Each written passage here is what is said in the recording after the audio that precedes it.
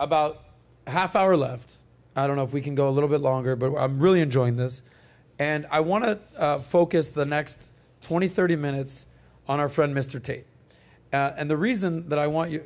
You're busy? What you got going on? No. Okay, gotcha. You're familiar with this kid, Aiden Ross? Of course, yeah. Okay, have you ever done anything with him? Yeah. Okay, I find their relationship to be hilarious, okay? I text Tate today, all right? I say,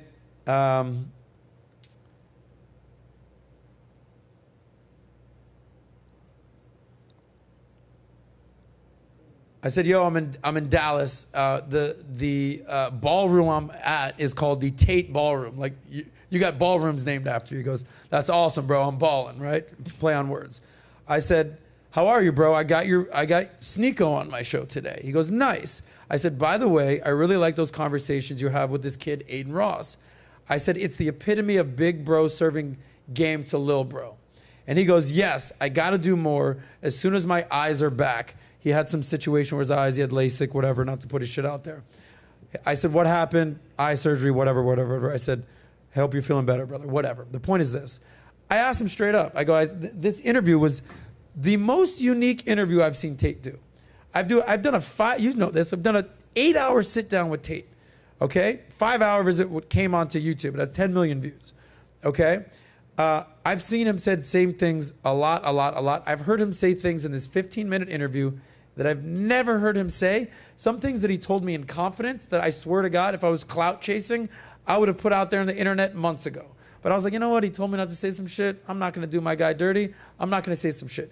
But he says it live in this interview with Aiden, okay?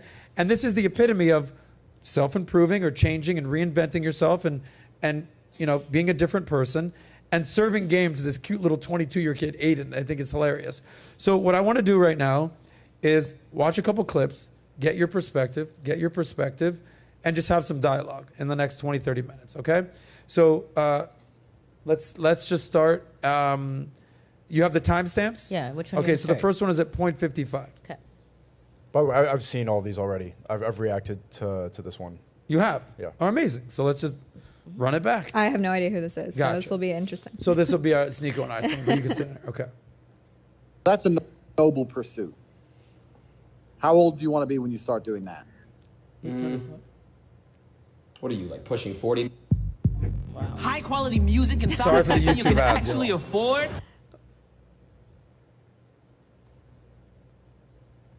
Can we turn the volume up a little bit? Yeah. On the TV? 35. And if you guess the number correctly, I'll tell you.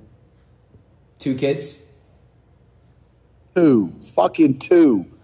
You think I'm some bitch? 5 kids? 5. You think I'm some bitch? 10? Closer. 12? Around there. Around there. Okay, you have kids. Damn, I didn't know that. Why wouldn't I? Did they all have different baby mothers? I mean, not all different, but there's been a few ovens to bake the bread. Cool. Now, put these on 1.5 so we can fast forward through this.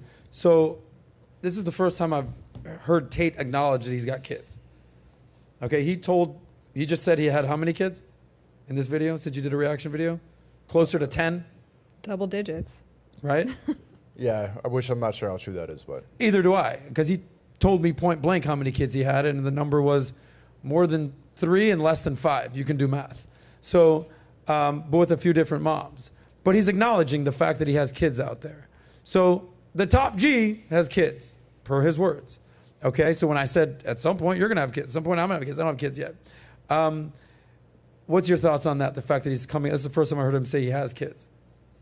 Oh, well, I knew that. I thought it was secret information, so I guess we could talk about it now. But Do you understand that's exactly what I'm saying? Is he told me that exact number in confidence. I met one of his wives. It's actually a hilarious story. I'm sitting there in Madrid, okay? I'm sitting there with Pat and our production team. We're sitting there, and we're just having a conversation. We're doing the interview with Tate the next day. And I look across, we're at the Four Seasons in Madrid, sick hotel. And I'm looking across, just like this, how I see Natalia right there. I see a gorgeous brunette girl, gorgeous. And I'm looking, hey, how you doing? I look and I go and I'm like, huh. And this is how my mind works. That's an attractive woman. What the hell is she doing there by herself? Definitely probably not by herself. She's probably not paying for a room. Probably with the dude. Huh, let me go look for the dude. Boom, I look this way. There's Tate walking towards her. I go, oh, shit, there's Tate. Pat, hey, there's Tate. Boom, boom, boom. Hey, what's up, Tate? How are you? We do the whole interaction there. He says, hey, do you guys want to grab dinner tonight? We're like, well, yeah, maybe we'll think about it. Actually, it turned out, we said, probably not best to do dinner. We're going to do a whole conversation tomorrow. Why, like, talk about everything we're going to talk about tomorrow? The point is, he introduced the girl as his wife. At that point in the interview, we didn't put it on camera. He said, by the way, I have 4 kids. I forgot if it was 2 or 3 different women, but like that's not something I kind of put out there, whatever. I said, cool. We've never talked about this, Pat nor I. He said, keep it in confidence. But now he's talking about it right now. You just said the exact same thing. You've never heard him talk about this, right? No. So why now? Why would he reveal that to Aiden Ross of all people? To add some family values to a man that's living in LA, a place full of degeneracy and porn stars, and he's there with clout chasers and drug dealers and a bunch of degenerate behavior. So he's trying to show that family is very important. Gotcha. Family values for a guy who has multiple baby mothers. He's just contributing to the fatherless children epidemic in America. Well, he's a father to all of them. Yeah, but when you have children with more than one woman, there's no way that you can be an equally good father to all of them at one time. It's physically impossible. You're supposed to be an equally good father to all of them? But there's no time in the world to be with all these different women and to create a full household with more than one baby mama, so to speak. I think the main role of a father is to be the provider and a good masculine figure. I don't think you need to be around and as present as much as the mother, especially in the early years.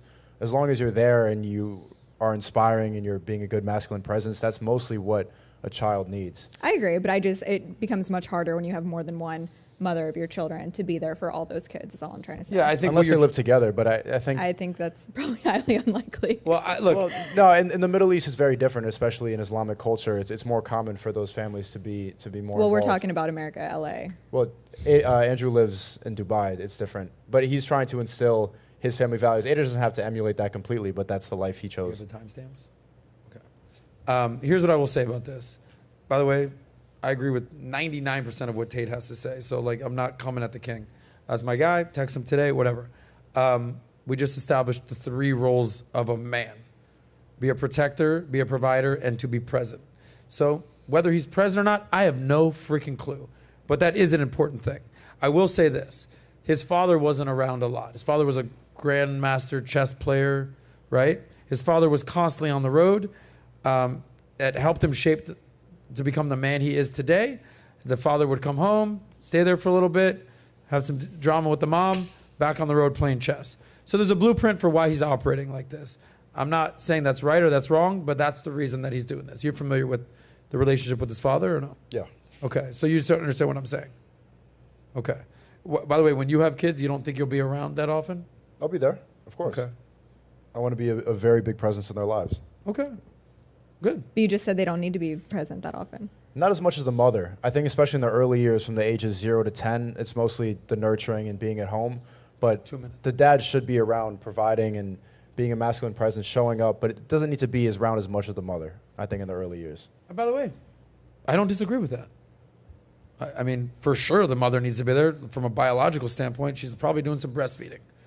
You know, if you want to kind of get like caveman times with it, hunter-gatherer society, the man is out there killing woolly mammoths out there, doing what he's got to do. The mother's back in the cave with the babies. I think that's very traditional. I think that's just human evolution. I don't think there's anything wrong with that. I think a part of the problem with today's society is the men are becoming the women are becoming the men. I think that's what Sneako sort of stands for, is that can we kind of get back to traditional roles? Do you not? Yeah, that's what. Okay, so and I think Tate just sort of embodies that.